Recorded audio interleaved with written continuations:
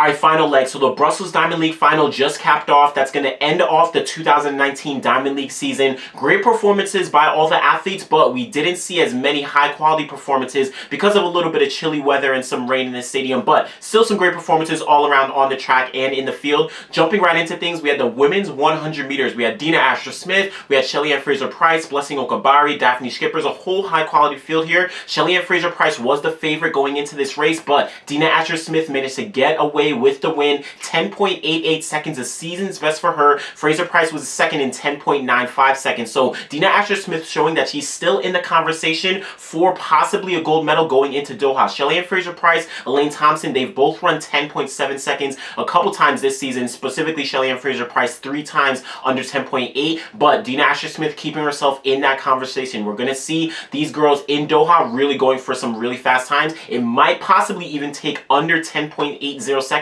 to medal on that podium. So keep a lookout for that women's 100 meters. Now in the men's 200 meters, we had Noah Lyles. Of course, he's been the most dominant sprinter in the 200 meters all season. No different here. He came away with the win, 19.74 seconds. Great performance from him, but this time he had a little close competition. Ramil, Guyliev, the 2017 world champion, he managed to run 19.86 seconds, the second fastest time that he's ever run. Not too far away from his personal best. Then right behind him, just a tick, we had DeGrasse coming up for third in 19.87 seconds, a season's best for both these guys right behind Noah Lyles. Of course, Noah Lyles is that favorite going into Doha. We're definitely going to see him possibly drop something really fast in Doha, getting that gold, but Ramil, Guyliev, DeGrasse, and a couple other guys, they're going to be fighting for those silver, bronze medals. So keep a lookout. We're going to have a lot of competition in that Doha 200 meters. Now, jumping up to the women's 5,000 meters, we had a really great field that included Helen Obiri, we had Sifan Hassan, Klosterhofen from Germany. Great women in this field, but Sifan Hassan shows why she is still the most dominant middle distance runner in the field right now. She managed to come away with the win,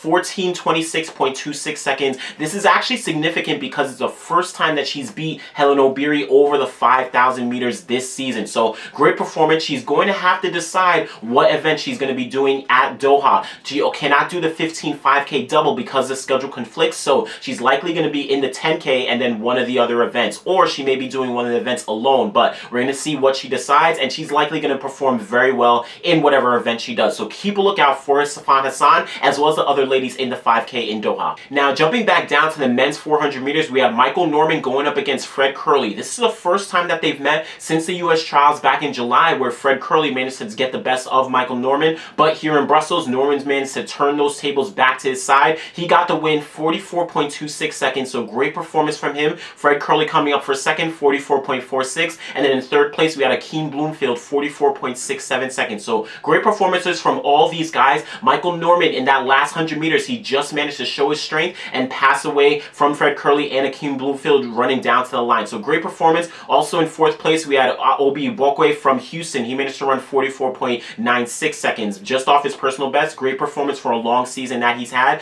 But Michael Norman here, he shows that he is the favorite going into Doha, but it's still going to be a great competition between Fred Kerley, and then hopefully we'll see Akeem Bloomfield selected by the Jamaican team to go into that men's 400 meters. So keep a lookout for all these guys. Now finishing things off on the track, we had the women's 100 meter hurdles. This is a highly anticipated matchup between Danielle Williams and Kenny Harrison. Of course, Kenny Harrison is a world record holder, but Danielle Williams is the world leader right now with her 12.3 second that she ran earlier in the season. She managed to come away with a very comfortable win, 12.46 seconds, tying the time that she ran in her last performance. Great performance here. She was really separated from the rest of the field, showing that she's probably the favorite going into the Doha World Championships. Kenny Harrison still a step back, and of course we know she has had some struggles in the past at the Outdoor Championships, but we're going to see if this is going to be a good competition. But Danielle Williams really separating herself from the rest of the field, so keep a lookout for what she's going to be able to do in Doha. Now moving over to the field, we had Malaika Mihambo in the women's long jump going up against a really high quality field that included Brittany Reese, one of the most accomplished long jumpers in history, but Mihambo has been extremely consistent. Here was no different. She managed to jump 7.03 meters, not a season's best, not a personal best. She has that world lead and personal best of 7.16 meters, but the significance here is the consistency and also beating out the rest of the field by almost over 20 centimeters. Brittany Reese came up for second in 6.85 meters. So great performances here. Mihambo also had a huge performance in the second round when she jumped 6.99 meters, but she was 23 centimeters away from the board. So she is showing that she's definitely going to be going going for something big in Doha. She's clearly the favorite, so keep a lookout for what she's going to be able to do at those World Championships. Now, moving over to the men's triple jump, we had Christian Taylor kind of comfortably take the win, 17.85 meters in that triple jump. A little wind aided. His second best jump was 17.66 meters, which is the meet record at the meet now.